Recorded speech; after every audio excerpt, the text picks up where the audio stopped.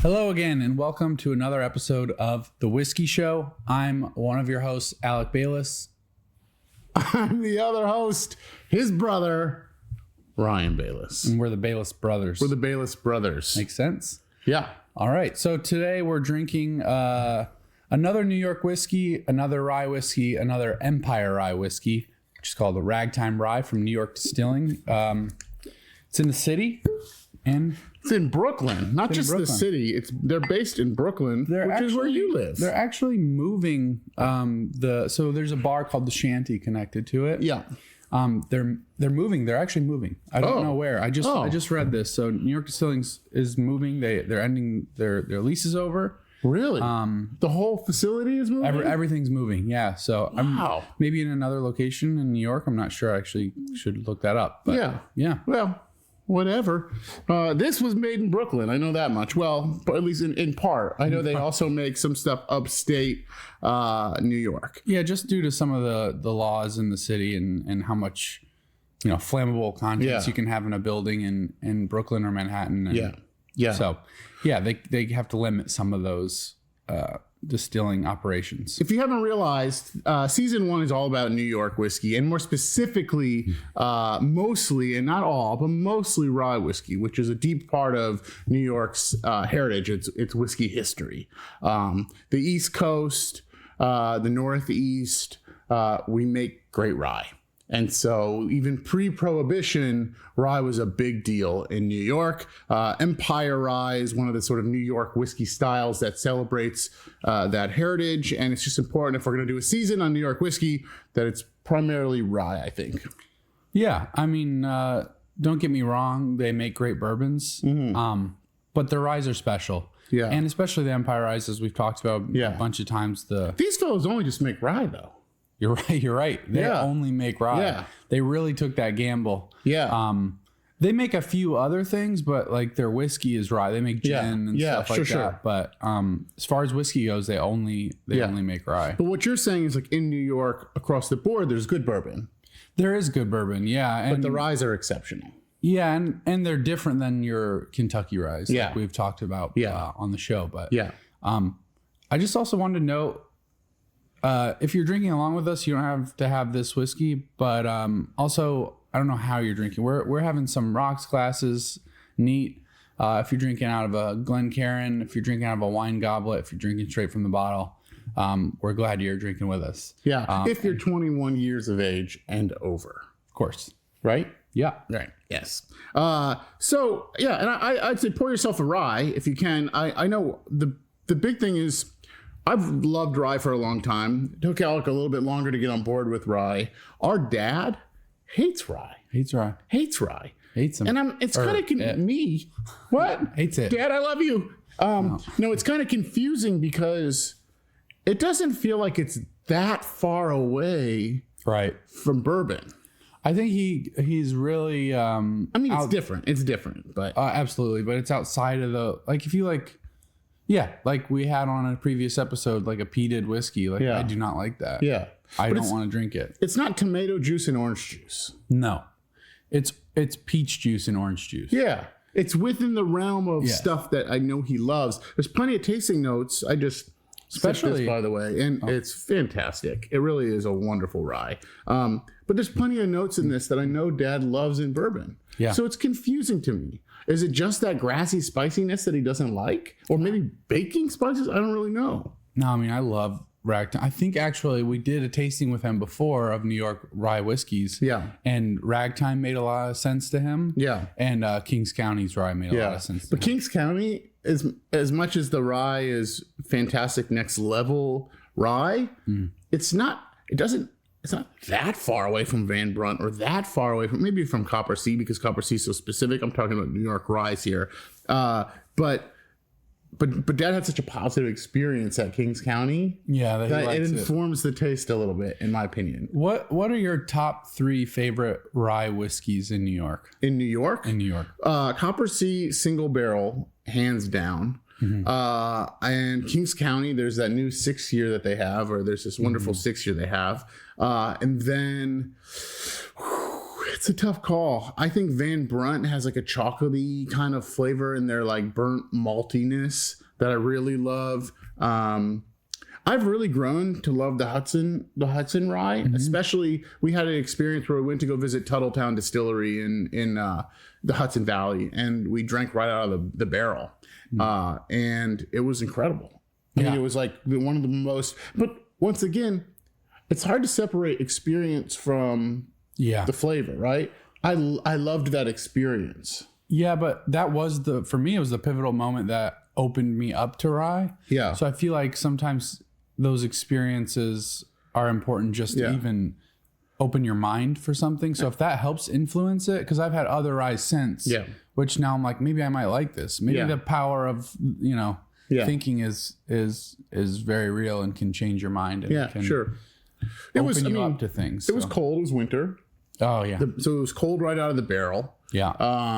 It was warmed us up inside. It warmed us up inside. We hadn't eaten much. Yeah.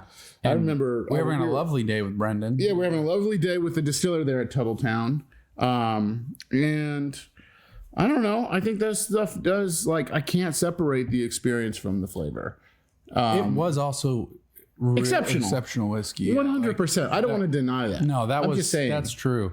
I just think that I know I'm harping on this, but I do feel like experience needs to be factored in almost always, right? You can have, I feel like if you're in a bad situation, and you're eating a perfect bite of food, it's not as good. It's not as good.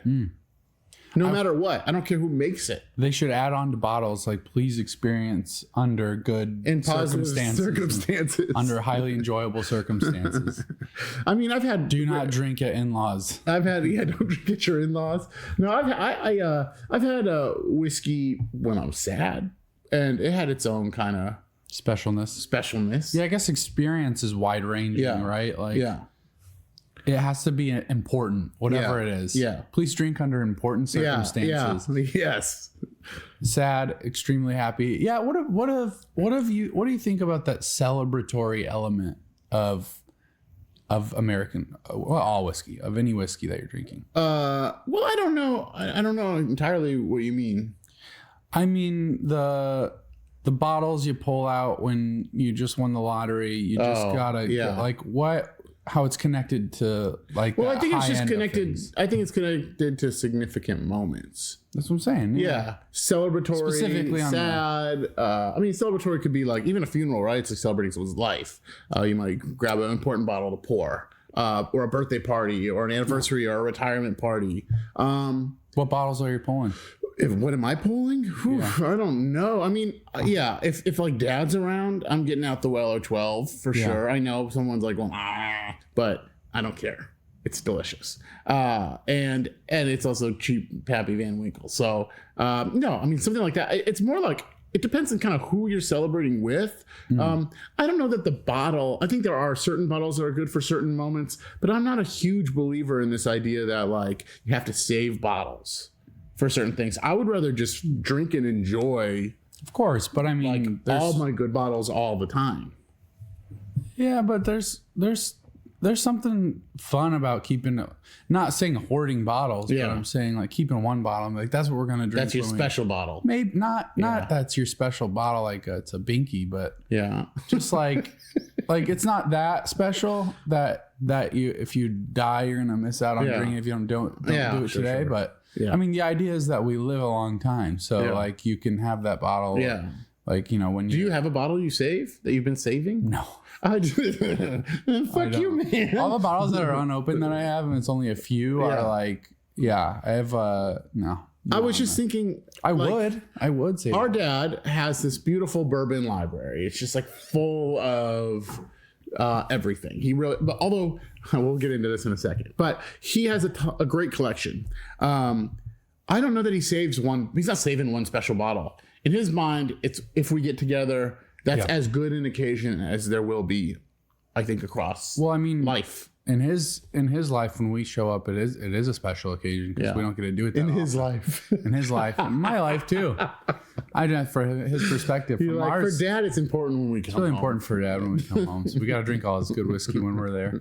No, I mean, for us, it is, too. But Well, especially when we're all there. If all of us brothers are there, and all of us from the podcast that we do, if we're all together, it's important that we love to share our best whiskeys with each other. Yeah. Do you ever feel like it's like a pissing contest? Like, oh, I got this bottle. No, not in that group. Not in our group, our close family group.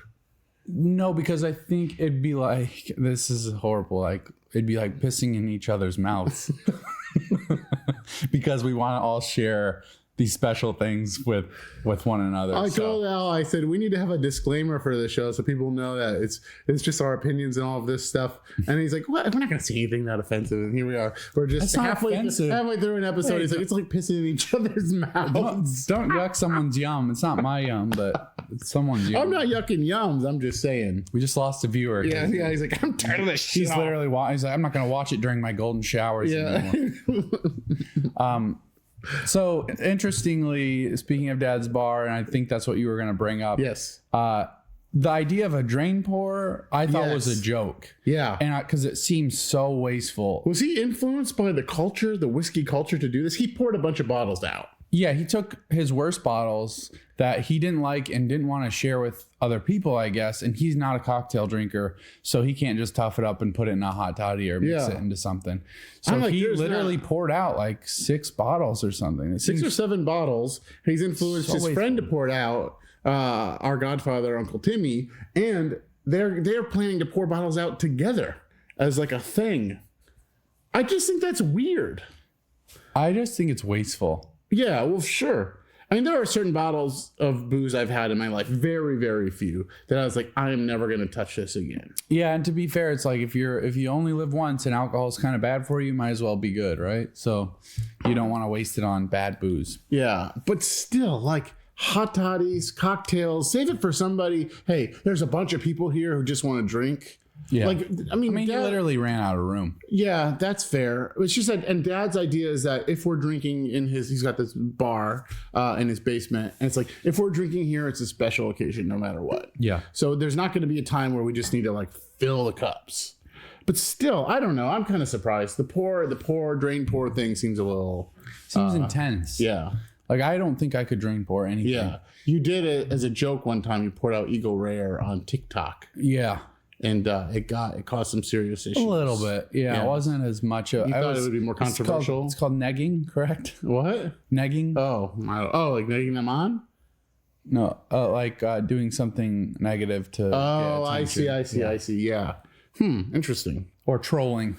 You were trolling. I was trolling a little bit. Yeah. And, to be transparent, and if you're here with the show, you can know this. You're an insider. Yeah. It wasn't Eagle Rare. I knew it. Would never pour out Eagle Rare. I'm not a fool. I'm not a damn fool.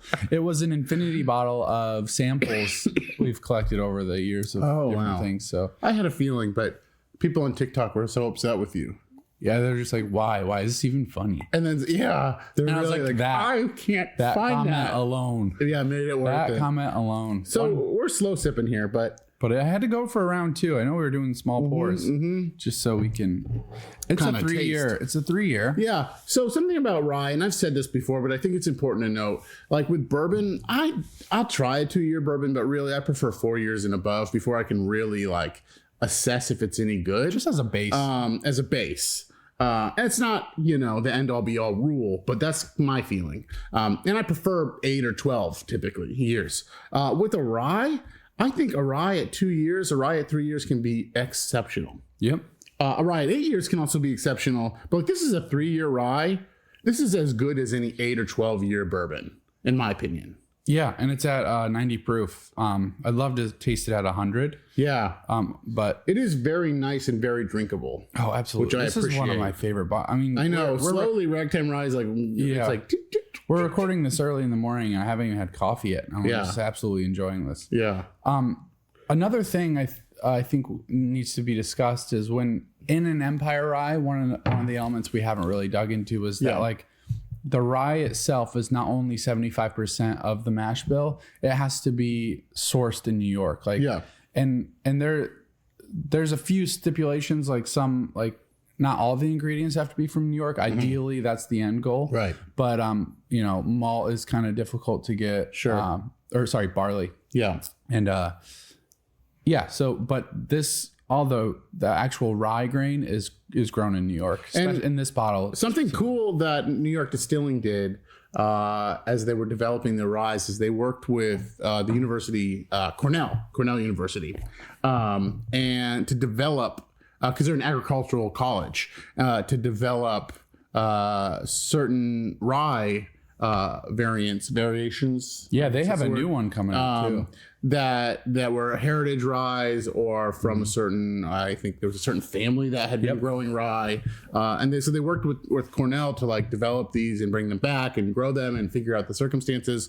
Something fun about rye that we've learned from like a ton of farmers that we've talked to and other distillers as well is that it's actually really easy to grow. It's a grass. And so it grows everywhere. So if you can convince, the world that rye is better than bourbon and you don't have to plant a bunch of corn. Rye is a very, very easy crop to grow and you can grow it almost anywhere. Yeah. And then a lot of times you're already growing it. Like it's a cover crop. So it's already being grown. Like you might as well, utilize it. Yeah. And, so convince your local farmer to grow some rye and sell it to the local distillery, and I think everybody wins. I would be excited to see some Kentucky bourbons because I love them so much to do a few ryes with like higher rye content in the mash bill because they've been making whiskey a long time. They know how to do it. They know how to do it well, and I think that would be really exciting to taste the 75% and up mash bill of a Kentucky rye as well. I'd also love to see this class. So something about Kentucky bourbon that I don't think we talk about enough is that Kentucky bourbon is distilled there, made there. It's not all grown there. No. Kentucky's an okay place to grow corn, I think, or a great place to grow corn. Midwest is a great place to grow corn, wheat, etc. But they're not so concerned about being like, this is locally sourced grains. Craft has to tell that story. And regional craft has to tell that story. Yeah, but I don't know if they could. Like with the amount. I'm curious. They're getting a lot of stuff from Canada. They're getting a lot of stuff from Michigan. Obviously, a ton of the bourbon you drink is actually made in Indiana, as we all know. And so I think that like it would be I would actually like to see a collaboration where like outward transparent collaboration where they say like, hey, we're like the Northeast is good for rye.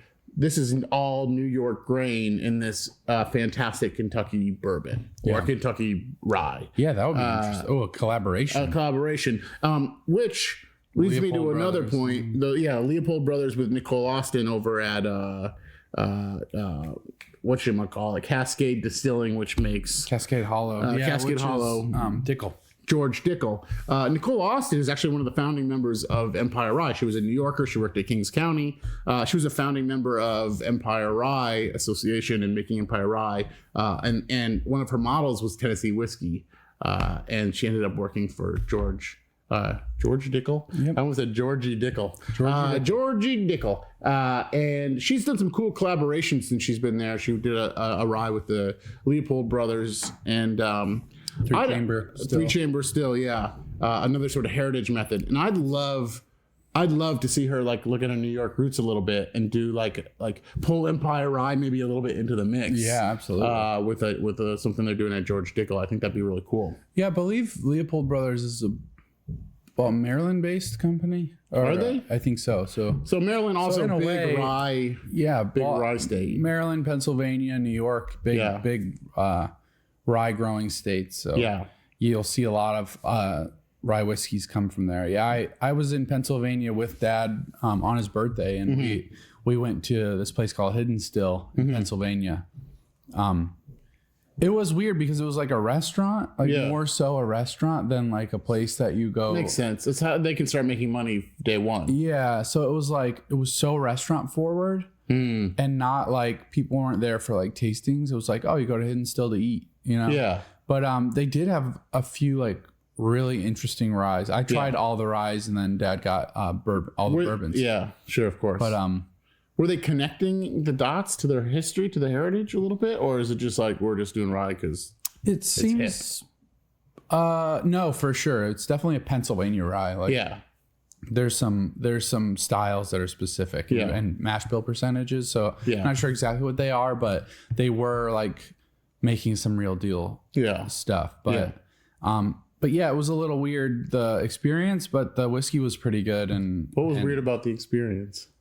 Having to talk to Dad? No, that was great. That was great. Not in a bad way, but the bartender was kind of like sucked. Like mean? He was like nice mean. You know when someone's like doesn't care you're there, but then they're like too cool. They're like, it wasn't cool. Maybe he was nervous.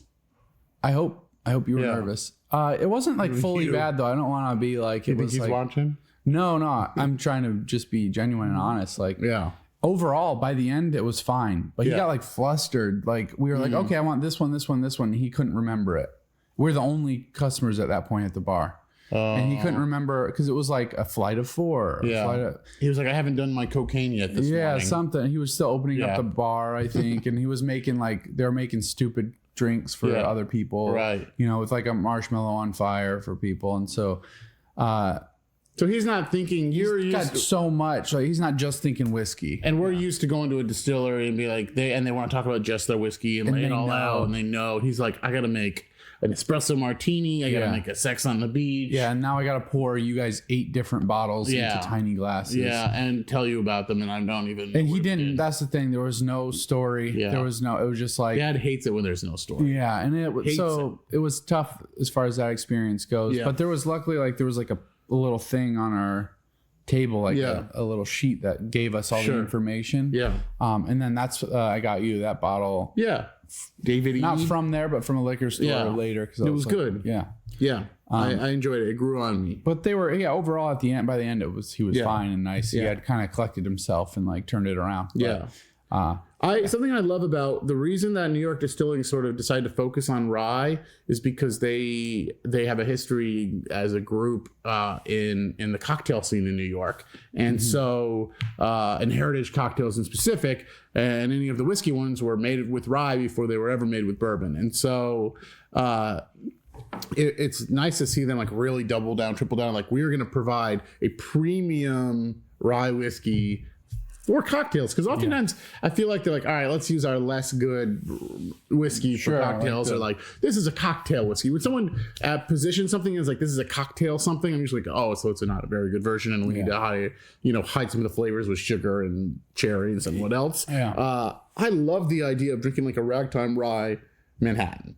Yeah, but I could drink this shit straight too. Oh, it's a cocktail in a fucking glass, no doubt about it. I think that was part of his kind of idea was to make it ready to drink. There's some like rock candy thing in it too. It's just like very sweet for a rye. This doesn't have rock candy in it. No, it doesn't. No. I'm saying there's like they have a rock candy thing. No, they make. I mean they do, but I'm not saying that. I'm just saying like I got like a note of like almost like blue rock candy flavor for a second. Yeah, it was like a part of the sweetness. It's less grassy than some of the ryes that are made in New York, and a little more sweet. And it has like it's like a gentle flavor. Yeah, it's really so easy. And then I think that's more than just the proof. Sometimes a lower proof like 90 might make it more gentle, or some people say smooth. I think it's just gentle. Like there's something in the rye itself that kind of makes it gentle. Yeah. And that may be the way they malt their grains or whatever. I don't know. It's delicious, and it's got that Empire Rye logo on it. It's ready to go, and it doesn't really have that chocolate finish that you get from Van Brunt or Kings County. It's pretty interesting. No, well, hey, listen, we're the Balas Brothers. We're doing all New York whiskeys this season, mostly ryes, and we're really glad you've tuned into our program. And we hope you keep joining us and keep drinking along with us as long as you're 21 plus. Hey, as our great grandfather would say to his brothers, to drink is to live.